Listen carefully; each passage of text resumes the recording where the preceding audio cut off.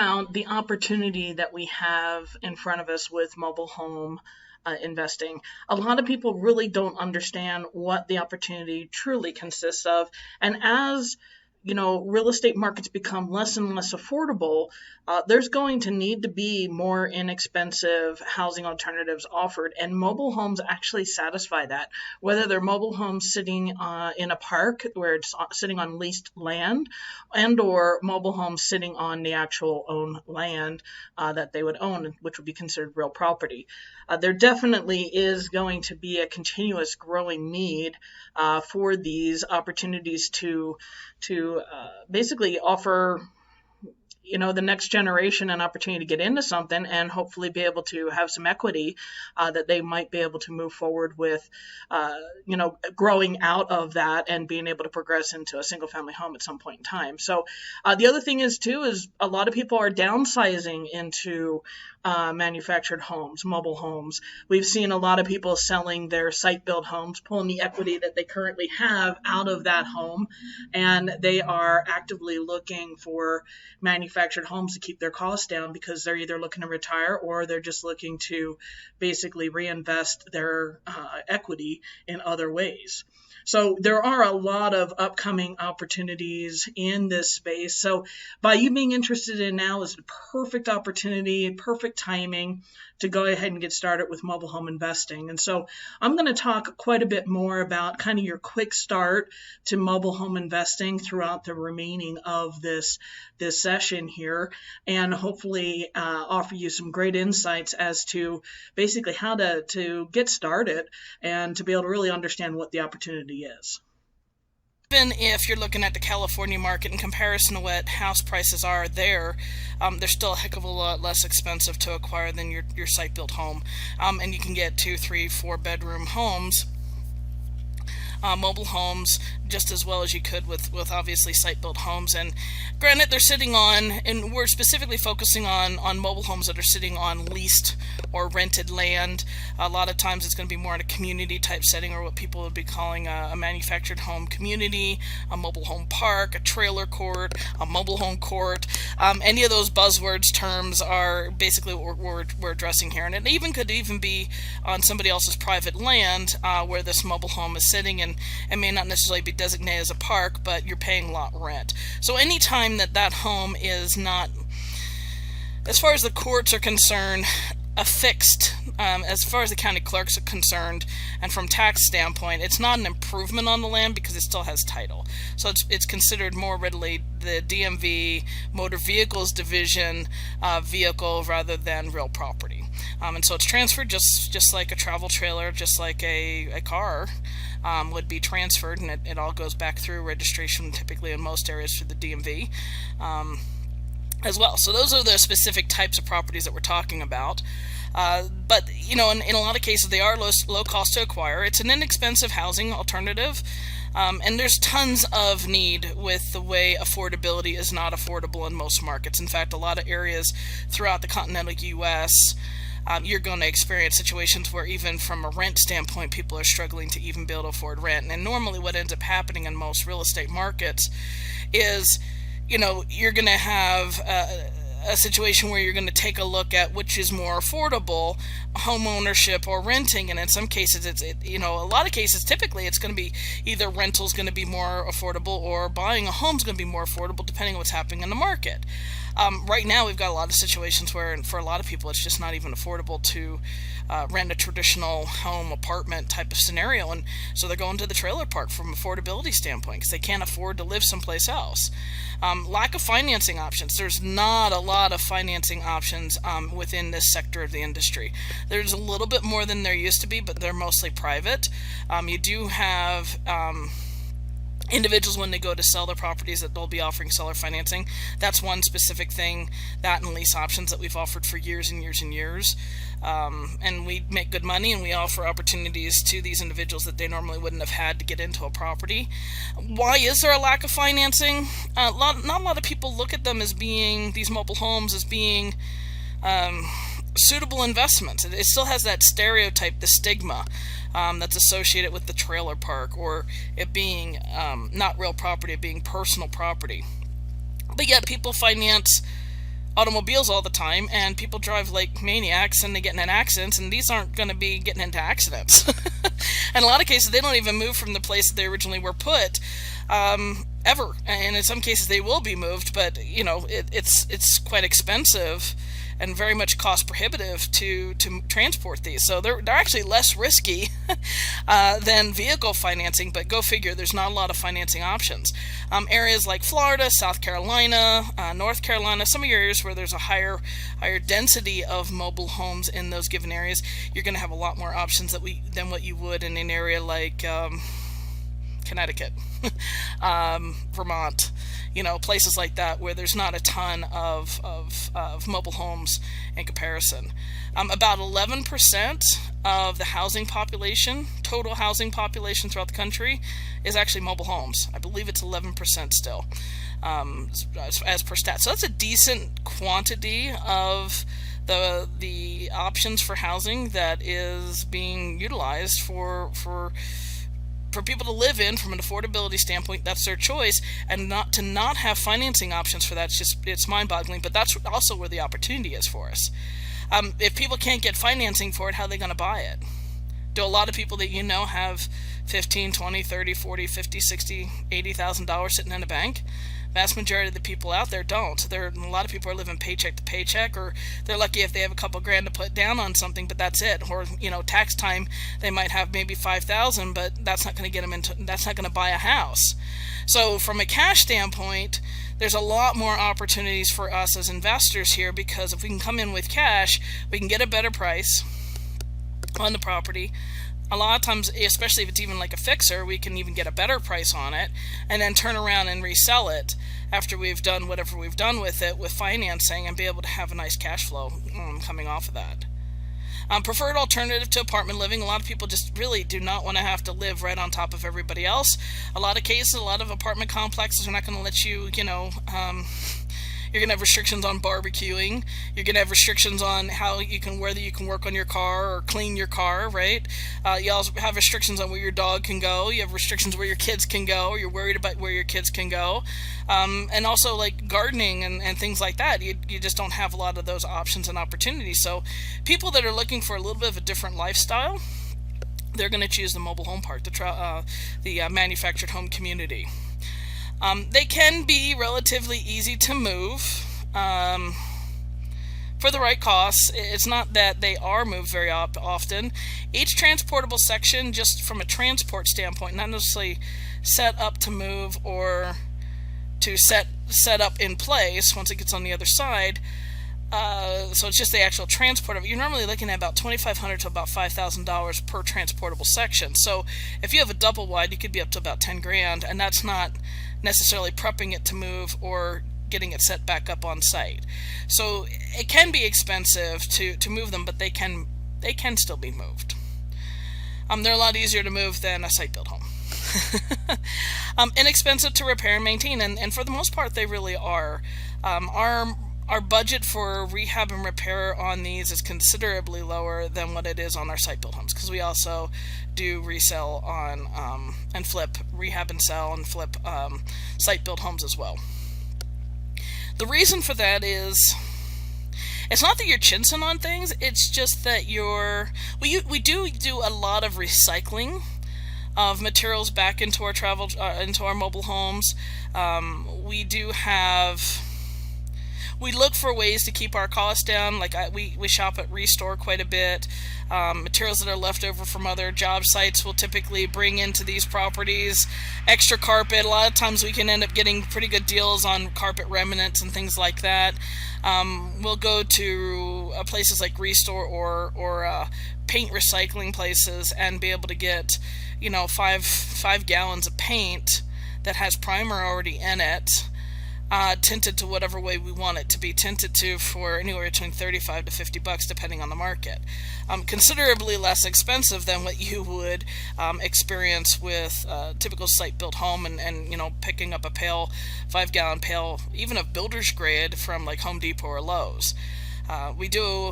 We have to keep our costs down. Our labor typically doesn't have to be quite as skilled. They have to be skilled in this area. They have to be willing to work on mobile homes and have some skill sets that they understand what to do with mobile homes. They're a bit different, especially roof structures, HVAC systems. Some of the plumbing's a bit different. Depending on the era of construction, if it was pre-76, you have something that, could potentially end up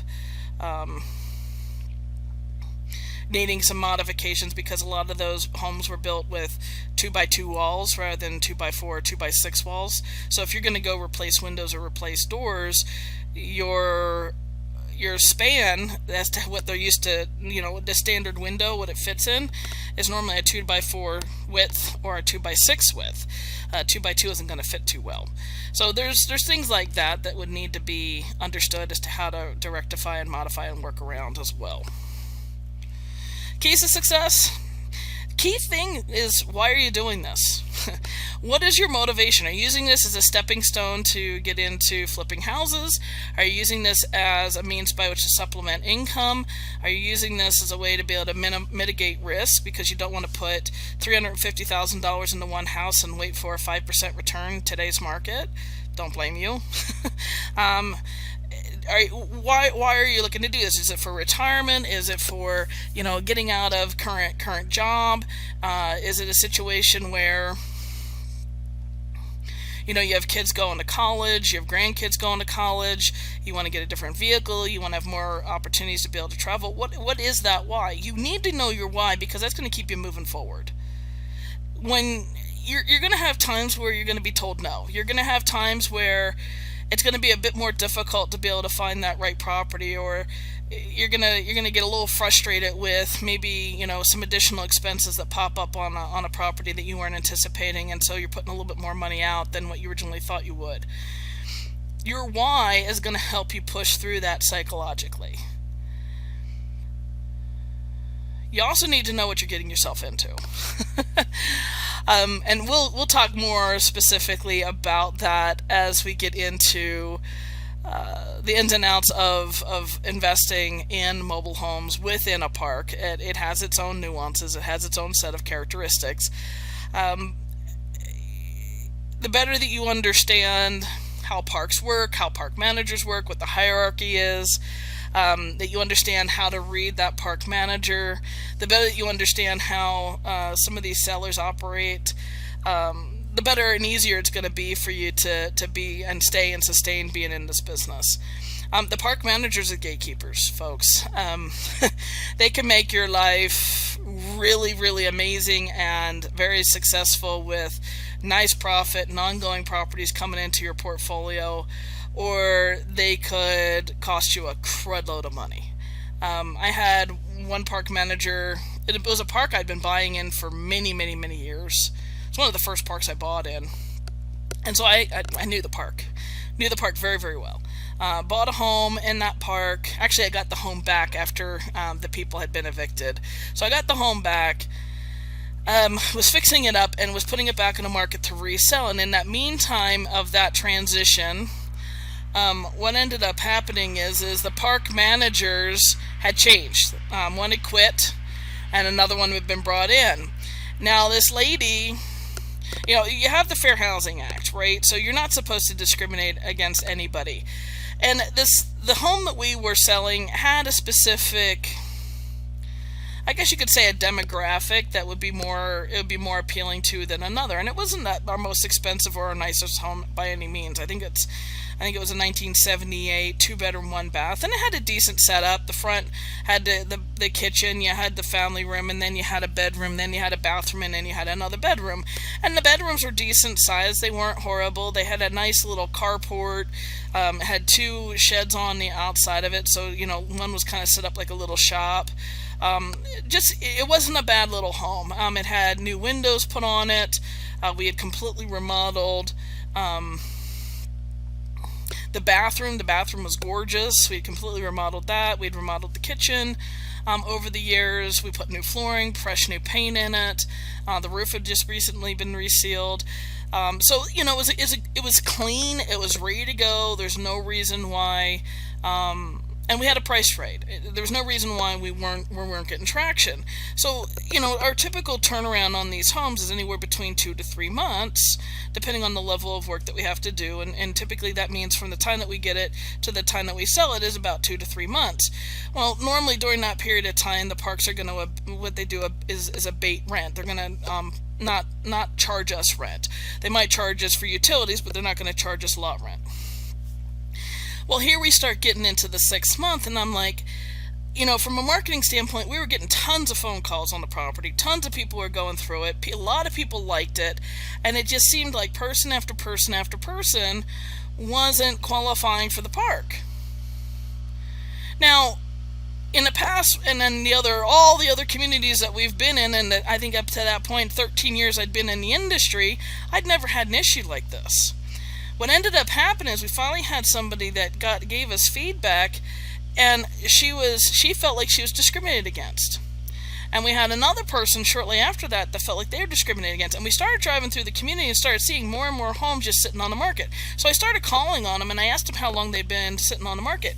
And I talked to a few other of my competitors in that space that were investors that had homes available, and they said they just can't get anybody to qualify. Here it turns out that the lady was being discriminatory. She was finding ways to get around it, but she was discriminating against certain individuals that came into the park. We were in the process of gathering information, and having a bunch of people go to the Fair Housing division for the state to basically report her when she quit and left. Within 2 weeks, that home was sold and filled in. So, guys, park managers can affect. And in some cases, like for instance with that situation, I had no control over that. But in a lot of cases, when you first go into the park, you do have some say, you do have some control over it, and for the most part, I've never had a problem with park managers. A vast majority of them love to work with you. That's why they want you in the community. A lot of the other ones will let you know right from the get-go, no, I don't want to work with you. So, it's that. The other thing is reputation. Do what you're going to... So, whatever you say you're going to do it.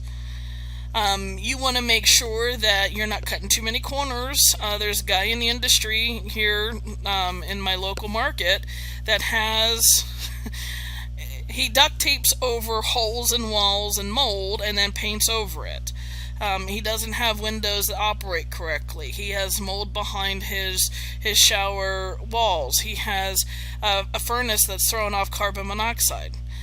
The guy just does a shoddy job with his rehab and repair. He doesn't like to do things that he doesn't feel like he has to do and still sell the home for, he doesn't ask a whole lot down, so it appeals to a lot of people, but shortly thereafter, that person's back out of there because they got sick or they got intolerant of the situation which they were living in and they moved on. So he has a reputation in the industry. I have a good reputation in the industry over the period of time that I've been in the markets that I've been in because we put good quality product out there. We'll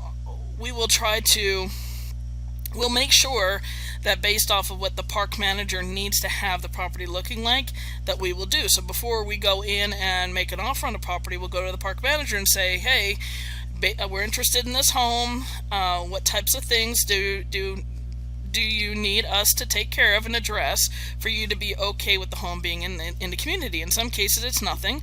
In some cases it's painting the exterior. Some cases it's painting the trim. In some cases it's fixing portions of the skirting. And the thing is keep this in mind. If it's a large corporation, nationwide corporation that owns these, they are their boss and their boss's boss are the ones that are going to be scrutinizing that. So in order for them to have an easier time at their job and to not have to come back later on and ask for these things to be rectified, just do it right from the get-go. They'll be more than happy to send more leads to you as far as of people that are looking to sell and people that are looking to buy, and it can be a nice symbiotic relationship. Know the reputation of the parks. There's some parks you just don't touch. And it's not just because they don't work with investors. It's because the reputation of the park is just horrible. There's one such park that probably about 6 years ago, I was driving through that park, and it's right directly across from one that I've been buying in for years. That park was totally mismanaged. It had nothing but, for lack of another word, drug addicts running around in the community. and it was like a ghost town. Wherever, if the drug addicts weren't living in the homes, the home was empty because people had just left it, and they weren't willing to deal with the set of circumstances within the community, and they didn't like the individual that was the manager at the time. And I guess the philosophy of the ownership was similar to that of the park manager, and so they just ended up having some really big issues. They had a lot of vacancies. A lot of people pulled their homes out of the community, and they had a lot of vacancies as far as the homes just being empty and not being able to sell them or being interested in doing anything with them. Just recently, I started seeing some interesting activity going on within the community, where it looked like roads were being redone. Well, that wasn't the same philosophy as before, so I started driving through there and saw that it's under new management. Went in, introduced myself, and now that's a park that probably we're gonna start being able to do some deals in. Identify the need in the area. Pretty much most areas throughout the continental U.S. has a need for low-income, affordable housing options. And so, identify what that is. Is it mostly going to be a rental situation that's needed, that it's underserved? Is it mostly just a housing option and an affordable housing option where maybe you could offer seller financing or lease options? You're going to run across situations where your only choice within that community to operate within that community is to sell the property and sell it with financing. There are going to be some communities that will allow rentals, but the vast majority of them out there are going to require that the owner occupants in the home, even if they're still paying it off over time. Big thing also is you need to identify your investment criteria. Where are you gonna invest? I mean, obviously, if you're in New York City, there's not too many mobile home parks there. Okay, so some cases due to your locale, there's not a lot of opportunities to do something like this in your backyard. You might need to go outside of 45 minutes, hour. You need to identify what that investment criteria is. How much money do you have to invest in this? Is it coming from you? Is it coming from another source? What does that look like? What kind of return do you need to see for this to make sense for you? What kind of skill sets do you have that you can bring to the table? If you're handy, this might be something that you start off doing on your own on the side, and then eventually get a crew once you've accumulated some income and created basically a system for your mobile home investing business. You're going to need to know what your return needs to be, as well as also how soon. What kind of goal do you have that you're looking to reach? What kind of income do you need to have per month? Or what kind of net worth do you need to have? Or, what is this going to do for you in the long term? Are you just looking to have a bunch of investment properties in the mobile home park? Or are you looking to use mobile home investing to springboard into site-built home flipping, or getting into apartment complexes, or owning your own park? Whatever that is, you need to identify that criteria, because that's going to be the basis by which you start setting up your business model.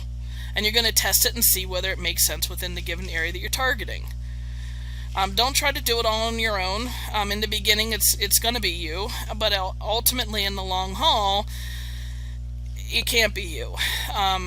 That's one thing that I got caught up in right from the beginning. I was doing everything. I was the person doing the rehab work. I was finding it. I was marketing it. I was reselling it. I was doing the contracts.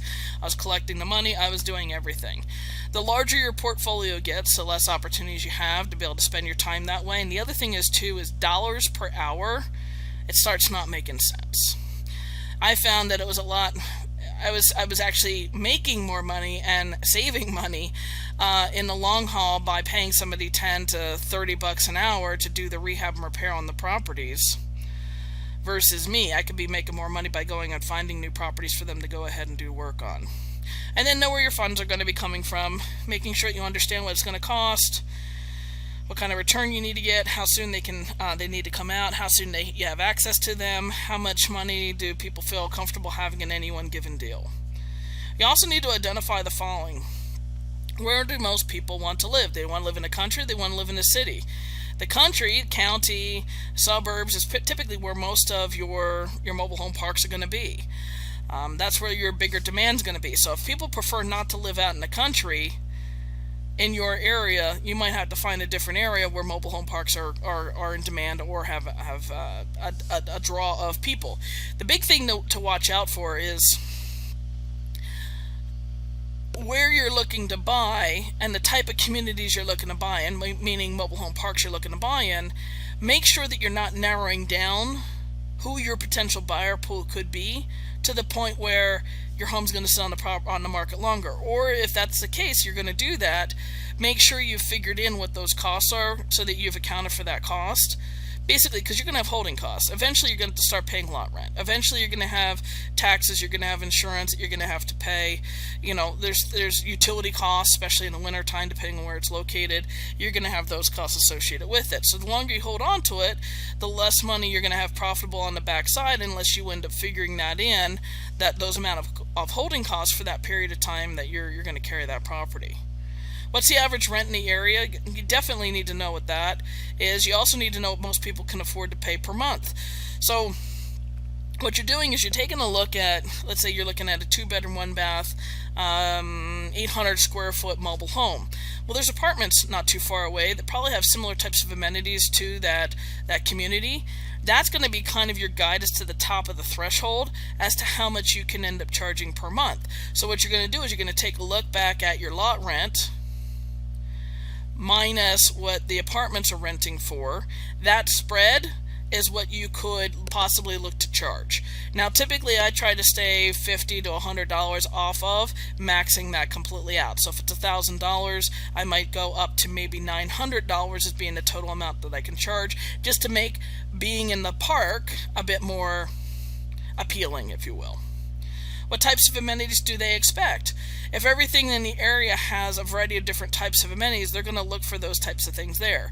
If your target audience has kids, they're probably going to want something that's kid-friendly, something that has parks, open spaces, maybe a clubhouse with a pool, maybe playground equipment, sport courts, any of those things. If it's a retirement community, they're probably going to want a pool. They're probably going to want shuffleboard. They're probably going to want a clubhouse where they can go play bingo, or possibly have a beauty parlor, or whatever the circumstances might be. Depending on who the target audience is, there's going to be different amenities. Make sure that the park that you're buying in is going to be catering to those respective people, and or that you're going to be able to back off on what you charge because other options have all those amenities.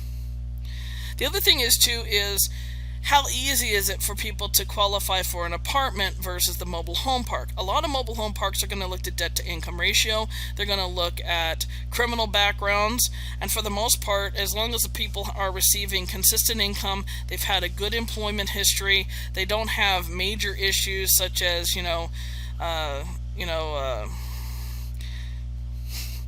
a lot of drug activity on their record, or killings, or things like that, big issues on their criminal record, for the most part, and also evictions, a lot of evictions, for the most part, they're going to be they're going to be somebody that they would consider bringing into the park. It's not so much credit score driven. Whereas an apartment complex, in a lot of cases, it's credit score driven. So depending on what's happening within the area, depending on who you're targeting, there might be a situation where it might be a bit easier for them, the people in that area, from an application standpoint and qualifying for a situation to get into the mobile home park rather than an apartment complex. What property characteristics do they want? In a lot of cases, it's mostly the beds, it's the square feet. A lot of cases, it's being able to have a nice area. In a lot of cases, what a lot of people are doing is they're looking for fences for small animals or for kids. They're looking for, a carport so that their cars are protected. They're looking for, just a nice, quaint little living area. A lot of times they're looking for sheds. So those types of things also need to be factors that are evaluated and looked at pretty closely when you're choosing respective communities, as well as also the respective homes.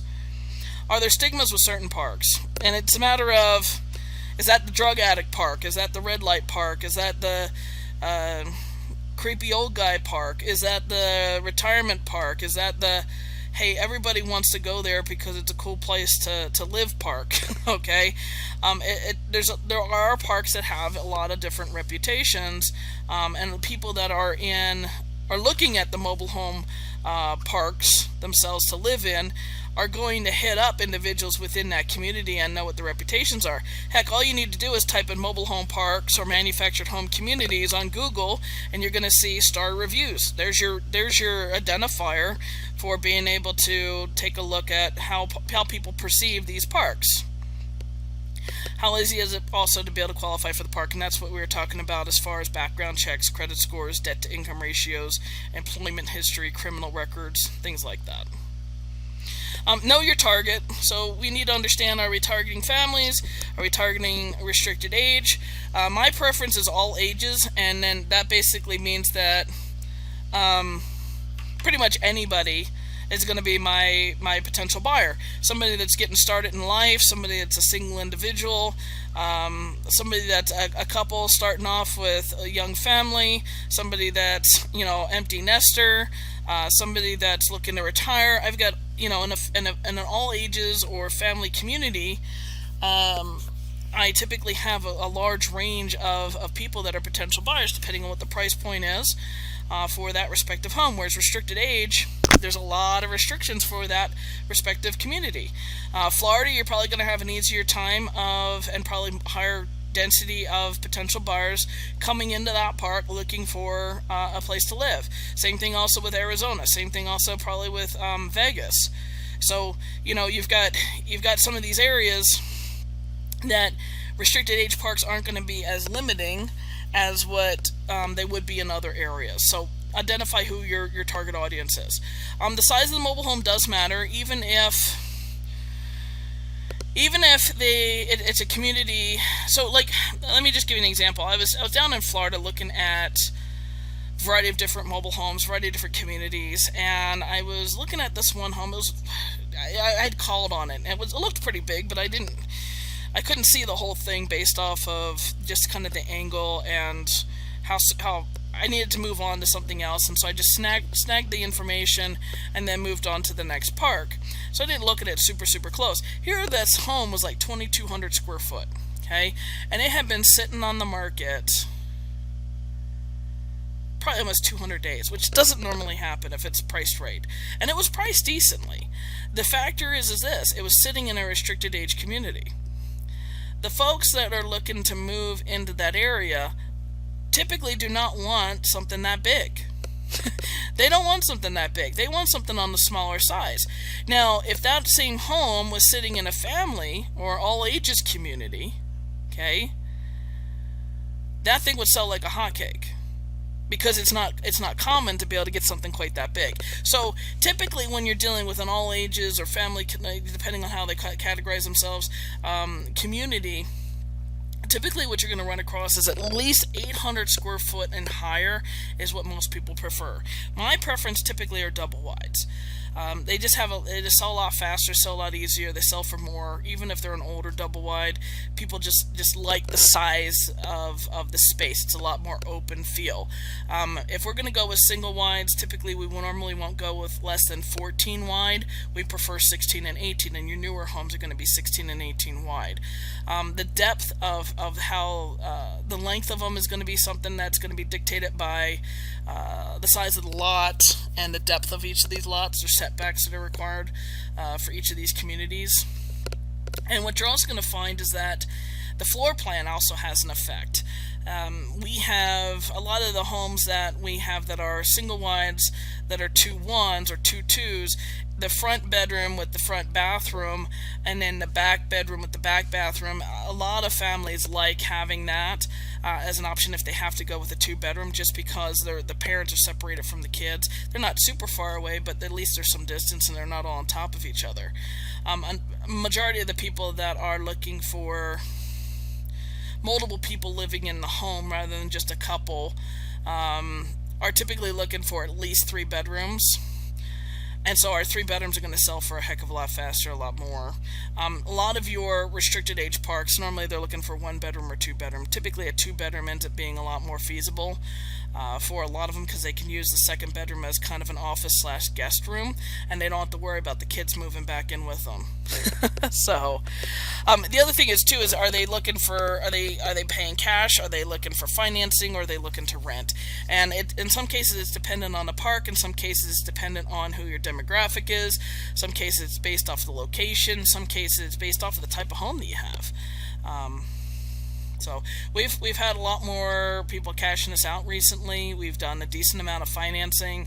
A lot of our communities, they don't allow us to rent. the homes in, so a lot of our stuff is financing or possibly in some cases even a lease option. The finishing touches that are necessary, so we're going to do nicer finishes, higher end finishes in our double wides, our newer homes, our single wides that are newer. We want to put different flooring types in. A lot of times we'll do floating floors, so we'll do luxury vinyl, we'll do decent quality laminate that's waterproof. A lot of times we'll end up doing two-tone paint in some cases. We'll do a little bit nicer pad underneath the average carpet. We'll like to do some nicer finishing touches in the bathrooms. We'll make sure that there's ample amount of cabinet space and countertops within the home as well. The age of the home, this is subjective. A lot of people don't want to work with mobile homes that are older than 1976. So June of 1976, what ended up happening of construction during certain age ranges of homes. So prior to 76, what might end up happening is the quality of construction wasn't standardized and wasn't regulated. In 1976, June of 1976, you have the HUD code that goes into effect, and it's a national building code that is requirements for all of the manufacturers of mobile homes going into various different areas, and then they also have sector or area-specific requirements. Like, for instance, up in Wyoming, the trusses have to have a certain level or degree of snowpack weight-bearing capacity.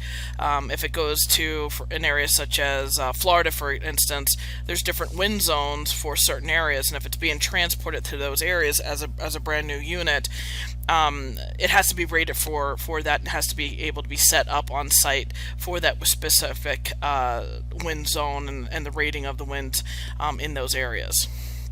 And then also the stability and size of the park. How stable is the park? Is there a lot of turnover?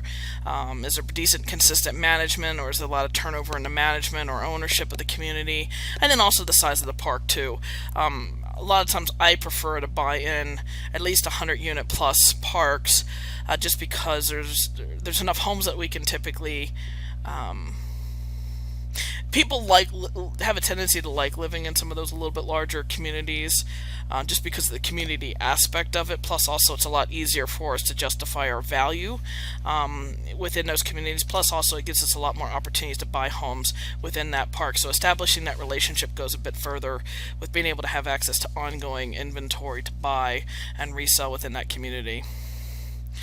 Locating mobile home parks, there's a lot of different ways to be able to do that. You can drive around and find them. Typically, if you find one park, a lot of cases they're clustered together. As you're driving around, just go into Google, type in, so if you're GPS on your cell phone, open that up, type within the area that you're in, type in mobile home parks, mobile home community, manufactured home community, and you're going to find a whole listing of a whole bunch of different communities there. Drive around through those communities and see which ones you like. You can do an online search for them. There's a Google search you can do. It'll come up with Google Maps. It'll come up with a directory. There's a variety of different websites out there that do have them listed as well. You can do a Yellow Pages search. Go out to yp.com, type in manufactured home community or mobile home park. They'll be all listed in there. The thing that's nice with Google is they'll have ratings on them, so you can see which parks are maybe a little more seedy than other ones. And there's also going to be some that are not going to be listed online or as high level profile as some of the other ones. Mobile home dealers and movers are going to know where all the mobile home parks are. City and county zoning maps will identify where the mobile home parks are allowed to be and or where they're grandfathered in. And then obviously the respective manufactured housing association for that respective area. A lot of times per region they'll have an association specifically designated for that, and they'll list all the different manufactured housing, manufactured home communities, mobile home communities on their websites as well. Speaking with the park managers, so once you get into the park, key things you're looking for is just get the ball rolling, right? Find out about the park. What's the basics of the park? Is a specific type of category of age of individuals? So is it age restricted? Is it an all ages community? How many lots do they have? What's the average lot rent and or associated fees? So what's included in lot rent? Some areas it's water, trash, sewer. In other areas, it's nothing. There's nothing included in there. Some areas, even there, all the utilities are thrown in there. In some cases there's an HOA fee. Some of these communities that you go into are going to be what they call co-ops. It might look like a regular old manufactured home community, but when you get in there, a portion of the occupants within the community actually own portions of the real estate. It's kind of like almost like a condo where they own their own unit, plus also they have a piece of real estate that associated with it. It's a lot easier for them to actually get financing for those, and they're typically going to cost a lot more. A lot of times their respective piece of the real estate is what they call a share. A lot of times you're going to find it's pretty common in Florida. The reason for that is the way that the landlord-tenant laws roll down there is that if a park owner is looking to sell, they have to offer first right of refusal, in most cases, I believe, offer a first right of refusal to the occupants of the community to at least come up with the money and to pay them out, buy them out. So a lot of times what you have is some of the homes in the community are going to be sitting on rented lots, whereas other ones, the homes and the lot are a piece of what that person's share is that they paid for when they contributed to purchasing with the park. So those are regulated a bit differently, so that's also good to know. Rules and restrictions associated with the park, so parking and off-street parking, on-street parking, how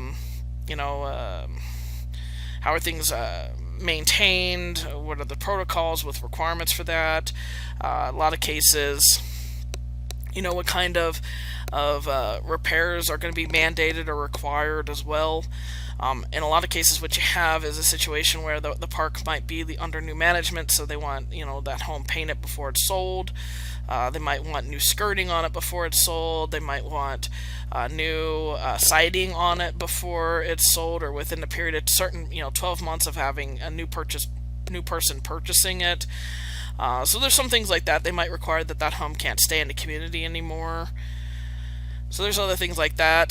The number of people in a home. You also have, in a lot of cases, the number of pets, the type of pets, such as like your what's considered a dangerous species of, or breeds, I should say, not species, but breeds of dogs. In a lot of cases, they won't allow pit bulls, Dobermans, Rottweilers, or German Shepherds. A lot of these communities, in some cases, they might even have like size requirements or weight requirements, maybe even a quantity, and then also a lot of cases they have to remain inside. So some of those things are going to be important things to know. The screening process for the park. So if you're going to be an investor, do they require you to go through that? In some cases, if you're not a dealer within that state, then what ends up happening is you are required to go through the screening process just like anybody else.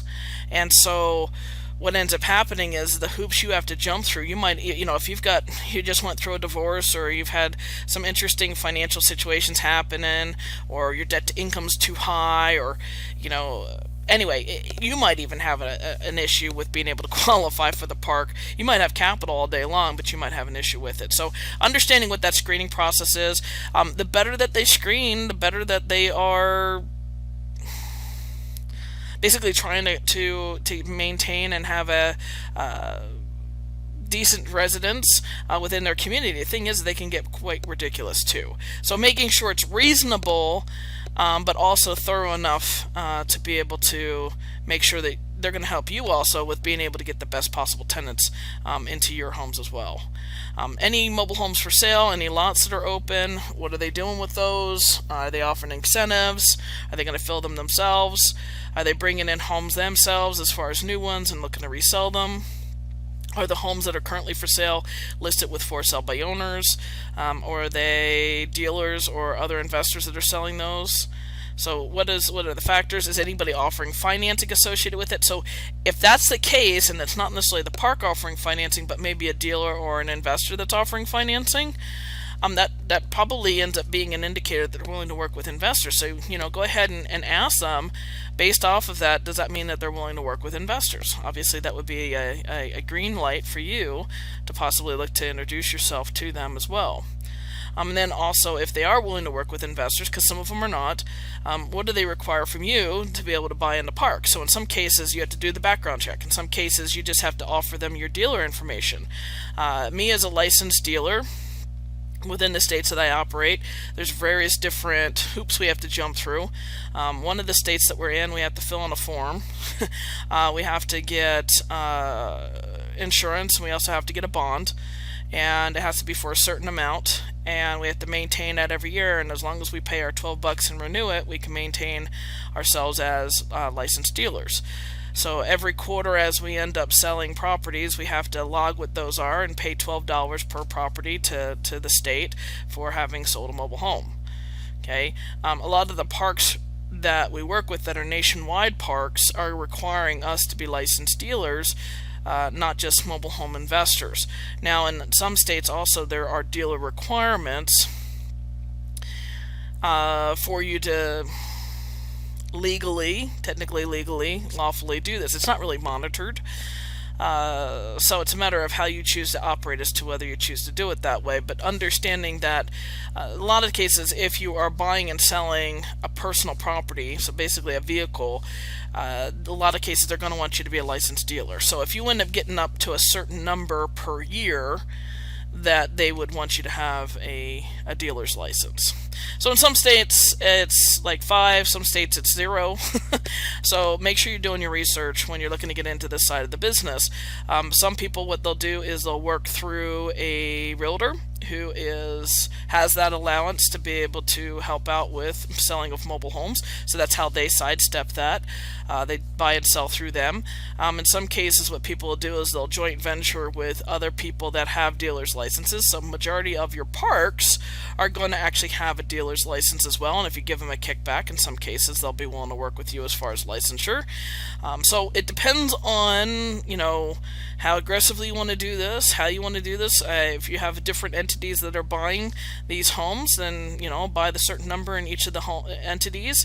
That's all that entity owns and has transferred is that number. So there's a variety of different ways you can do it. It's a matter of the way that you choose to do it in order to be in compliance with what the state requirements are. So that's a choice that you need to make. That's something you need to do research in order to do this.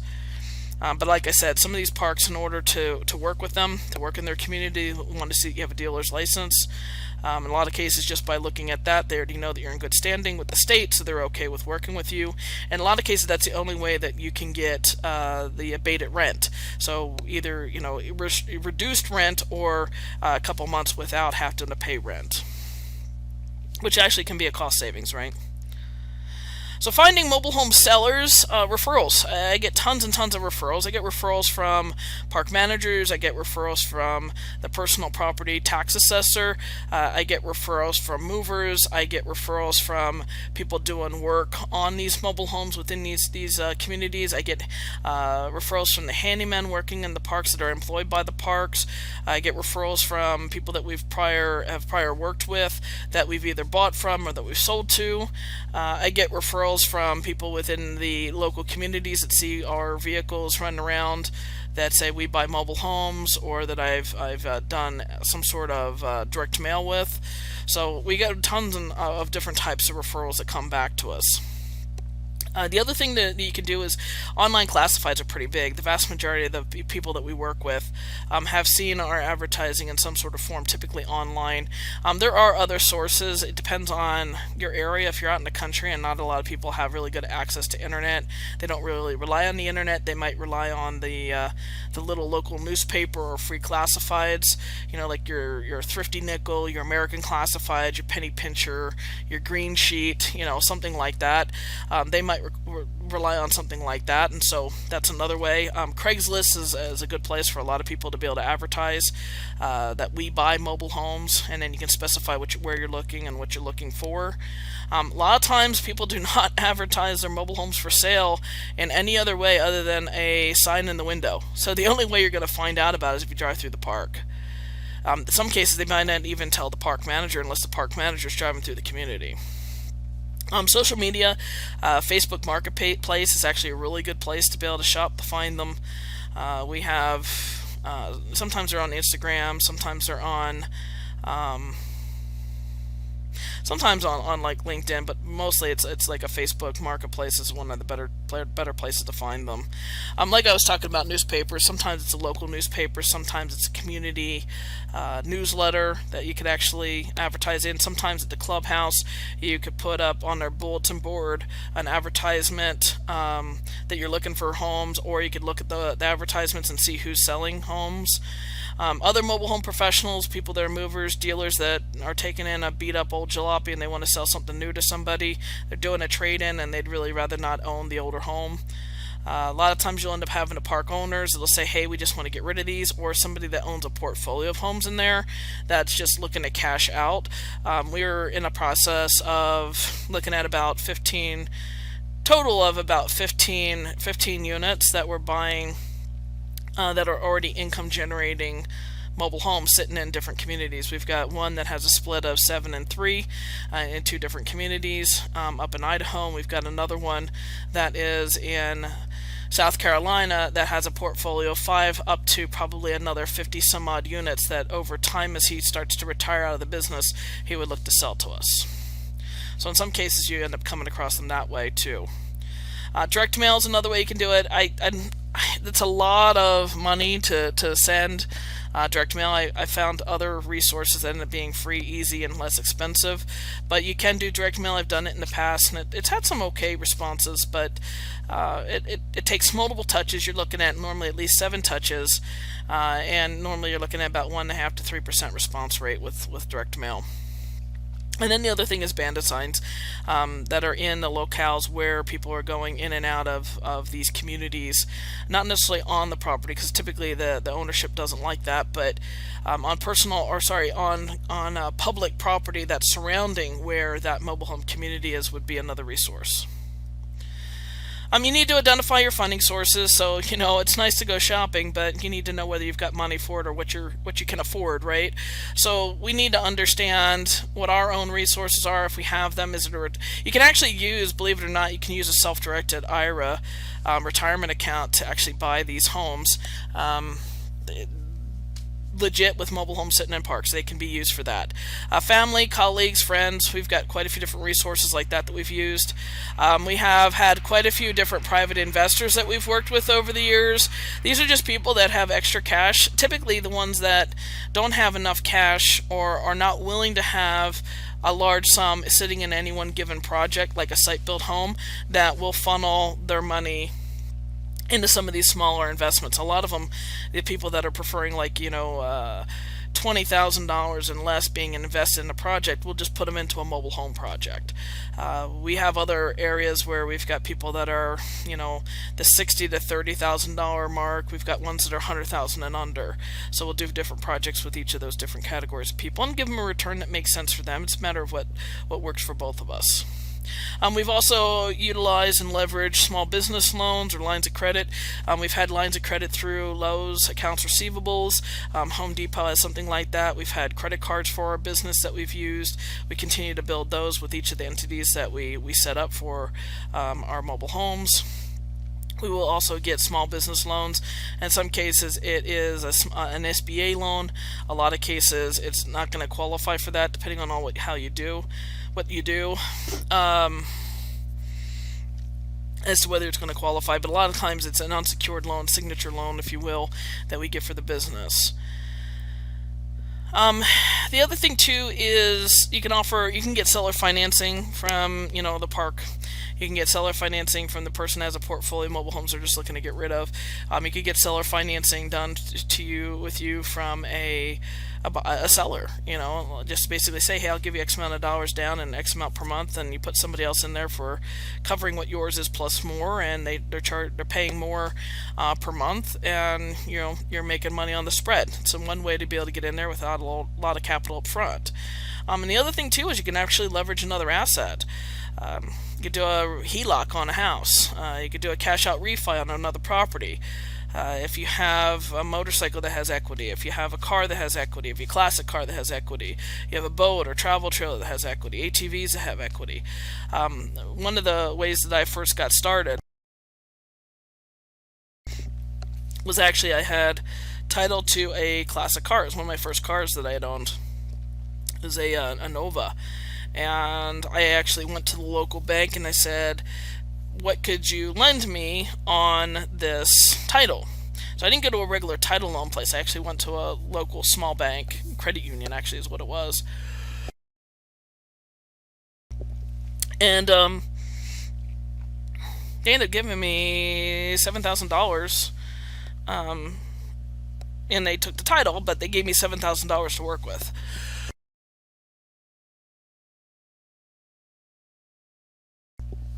So when I was first getting started, that's one of the ways that I got into the business, was leveraging one of the other assets that I already had free and clear title to.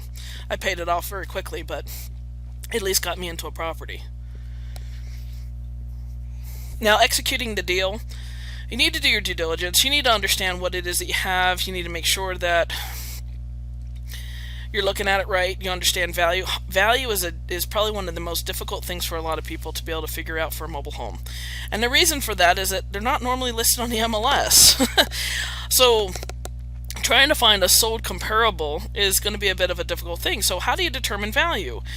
I was just driving through a community in Phoenix, and it was a bit of a I would say it's more of a restricted age community rather than all ages community. There's a lot of older folks that were in there, and they had a mix of single wides and double wides.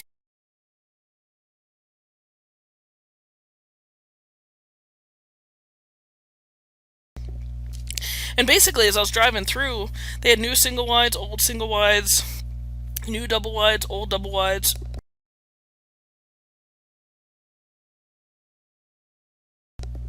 And various different sizes. Like one of the homes I was looking at was for sale for $13,000. I found one that was an older single wide. I would say it's probably about 14 wide by maybe about 60 deep. 2 bedroom, 1 bath. And there was another single wide that I found that was a bit newer. It wasn't brand new, and that was listed for like 24. And then I found a brand new double wide that they'd put in, and that was listed for $80,000. And there was an older single wide that had some updates to it that they were listing it for $35,000. So that's quite a range within the same community, right? So how do you determine what the resale amount is? It's difficult, isn't it? So from park to park, this also changes as well. It's a matter of talking with the park manager, taking a look at what's happening within the community and what people are getting for these homes when they go to sell them.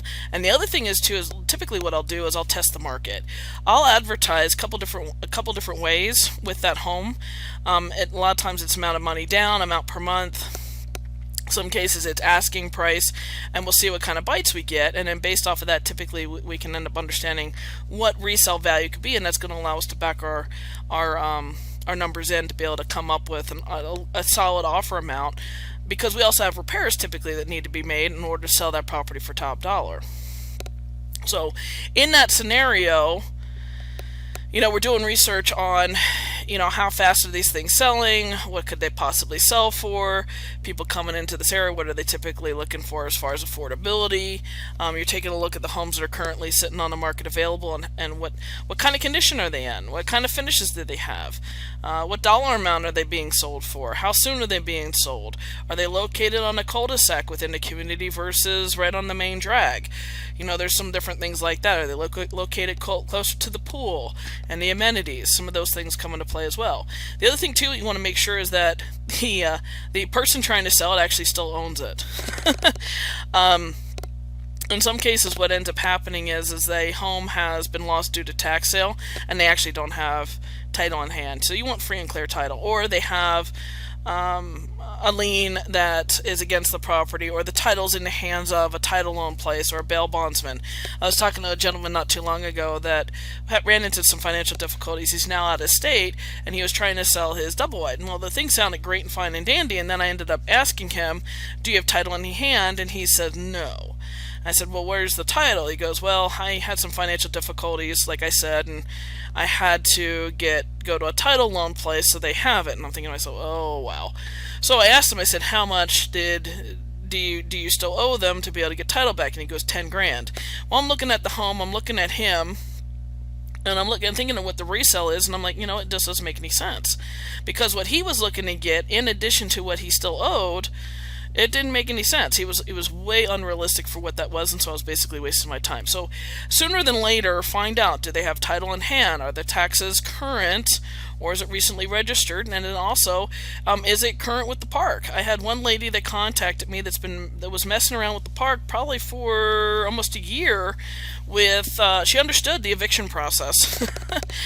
They were hoarders. She understood the eviction process and kept on playing with the park.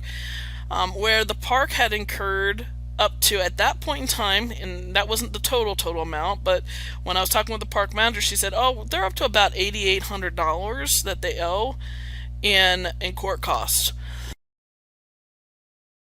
She goes, so, and then the home was just a hot mess. They hadn't done anything with the roof. They hadn't done anything with the soffits. Siding was falling off of it. The inside, because they were hoarders, needed to be completely redone. There was random things running around in there.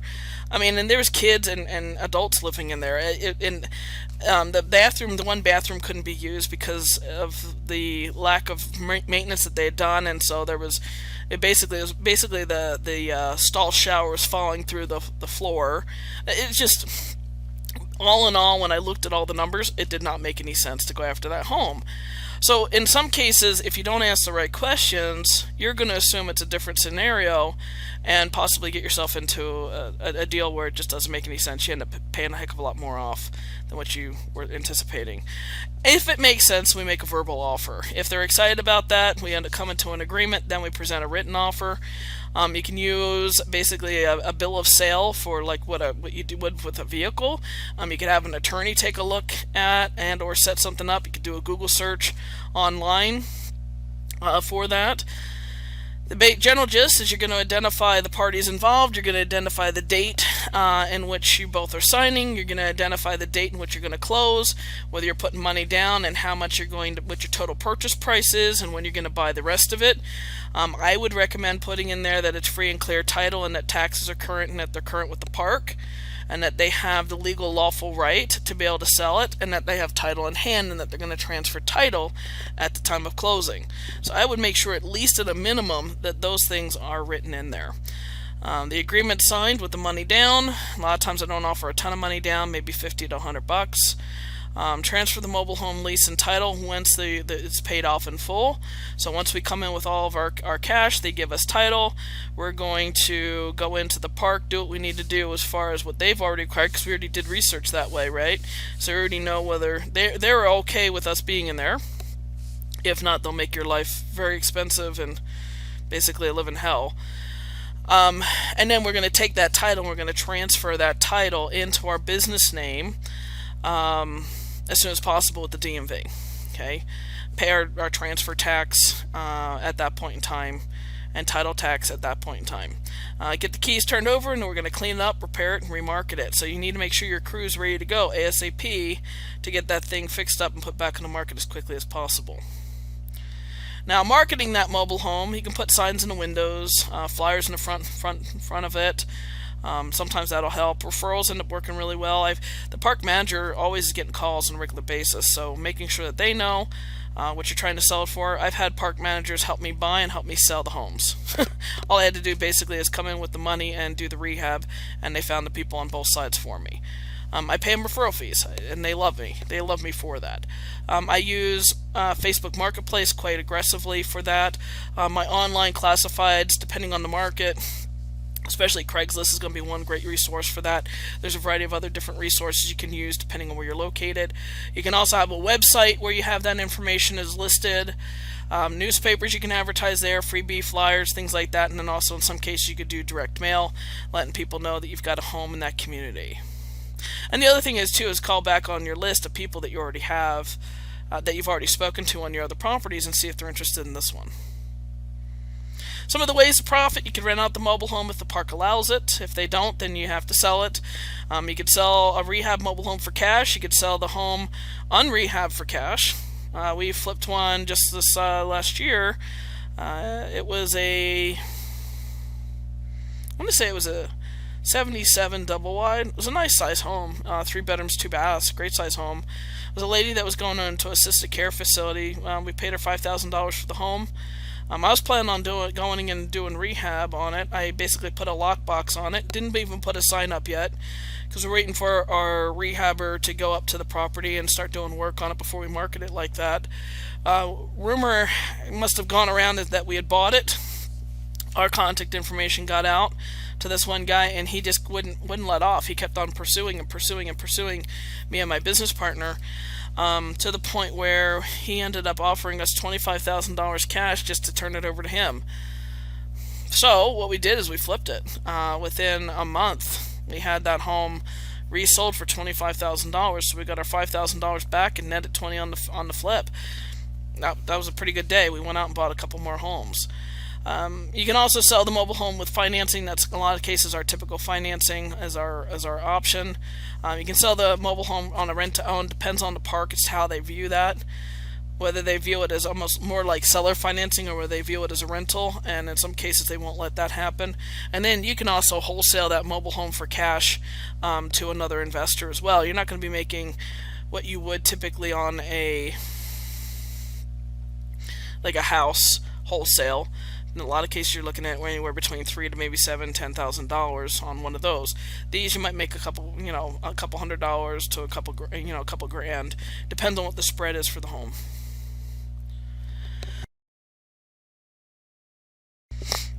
So, in order to make money, we're going to follow up with our buyer renter leads.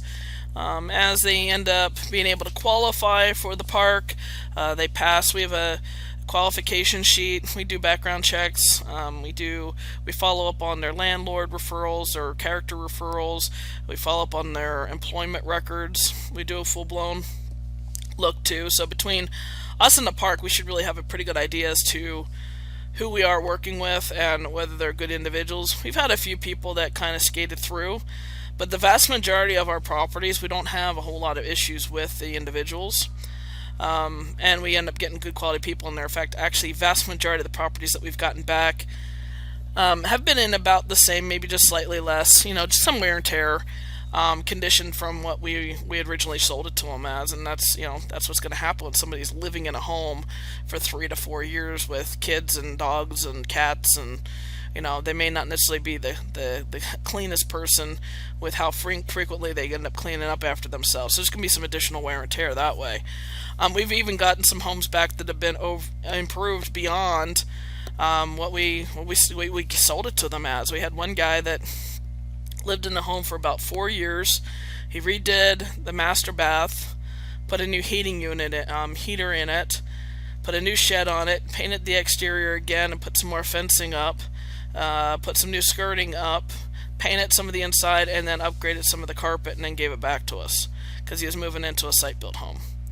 So, in some cases, we end up making out quite well. And in fact, I actually flipped that one very quickly for cash because it was in good shape. He returned it back in good shape. I didn't have to touch anything with it. So in some cases, the homes will sell themselves too.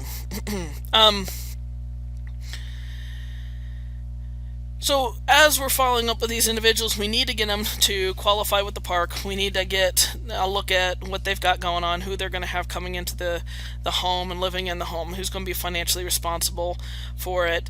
As we end up seeing that they pass the checks with the park and they pass for us, then we'll go ahead and look to execute a contract. And that contract, depending on what it is, if it's a rental situation, it's a lease agreement. If it is a rent to own, it's a rent with an option to buy. A rental agreement with an option to buy. If it's seller financing, we have a purchase slash seller financing note type of a document that talks about collecting payments and amount purchase. And so we just basically fully disclose their responsibilities versus our responsibilities. And when we do seller financing, tax and insurance are going to be their responsibility. They need to continue to pay their lot rent. They need to stay in good graces with the park. And if they're in violation of those things or they end up paying us late, we have our respective rights outlined per state within each of those contracts. Same thing also with our rental agreements. We've had attorneys craft those for us based off of what the Landlord Tenant Act is for the mobile home industry within that area, as well as also court cases. And then we also set up a system for collecting payments. Depends on the area. Depends on the area as to how we will typically collect that. In a lot of cases, what we'll have is a bank that's local to there that will have a bank account. We'll give them sub-bank account numbers that they just go in and deposit their money into. And they get their receipt back. Some of them it's online collection as well. We'll transfer possession and everything else needed. So basically keys, they have the right to occupy it. They will not get title to that home until it's paid off in full. We don't need them going to a title loan place and us losing control of it. The other thing too is they'll need to sign the lease agreement with the park. Make sure that they have signed that lease agreement with the park. Send follow-up statements as necessary, so once a month they're going to be receiving those. Address issues as necessary, so late pays, slow pays, those types of things. Make sure you're enforcing the contract the way it spells it out. So just don't say that this is the way it is and then not follow through on that. It's just like dealing with a little kid. If you say that you're going to do something, you follow through with what that respectively is. The other thing is too is I like to touch bases with my park managers on a regular basis. Make sure that everything's going smoothly, that they're maintaining the home, that they're following park rules. The other thing is too is a lot of cases when the person starts to slow up with how they're paying the park, they start being inconsistent with how they're paying the park. A lot of cases it's also going to come and eventually spill over to me. So normally that gives me a heads up as to where these people are financially and what do we need to consider doing. And then the big thing is rinse and repeat. We're going to get that money. The thing that's nice about that is the vast majority of our homes when we sell them are either paid off in full when they sell, or within about 3 years we have all of our money back that we've invested and the rest of it's cash flow. So the thing that's nice with that is that money that's accumulating over time now ends up being money that could be buying another home and another home and another home and another home. And because of the small investment amount, it allows us to get into new properties. So we're having our current investments buying new investments and producing more cash flow. The big thing you need to keep an eye out on is that as these homes start to pay off, you need to replace that with another home so that you can have an ongoing source of income. So always be aware of that if it was a seller finance transaction, that's when you're going to have that, not necessarily with a rental situation. So those are some of the key ways in which to be able to get started with this business. It's basically the quick start aspect of mobile home investing. Hopefully you find that the information I provided you was valuable. That gave you at least a general gist of the direction in which you need to go, the process or the steps and sequence of things to start to apply. The big thing to be aware of is you need to know what your why is. You need to know what your investment criteria is, the direction you're trying to go. What are you trying to accomplish? What are you trying to do? And then the other thing is making sure that you have an understanding of what the park manager is willing to let you do in their community versus what they're not willing to let you do, and make sure that you can't stay on their nice side of the park manager so you can continue to have good success by investing within their community. The investments that we have within this sector of the industry have been performing just phenomenally for us. We couldn't ask for better results. It's probably one of the most, just to give you an idea, during the downturn in the market, so it depends on the area that you're in, but through 2006 through about 2009, 2010, this is what helped us to sustain and to survive through the downturns with our real estate investing. There's always a situation where everybody needs to have a place to live, and the thing that's nice about it is mobile home parks can be a great affordable option alternative for a lot of people, and it gives us an opportunity to be able to give back to the community to help to improve homes within the community and make it a nice, healthy, safe place for people to live, and that also that it's affordable. And we're offering a service by offering financing to these individuals to get into these homes that they normally wouldn't be able to qualify for. So look forward to having future conversations with you in regard to mobile home investing. We do have various different tools, resources. We have more advanced training that you could look to get into as well. But this is, at least like I said, your quick start. You should be able to get started with this. As you're looking for more depth, detail, and information, feel free to reach out to us and learn more about our more advanced trainings. Coaching, we do also offer coaching that if you need help with strategy, or being able to be held accountable for moving your business forward. Those are some of the other additional services that we provide. Thank you for your time, and have a great day.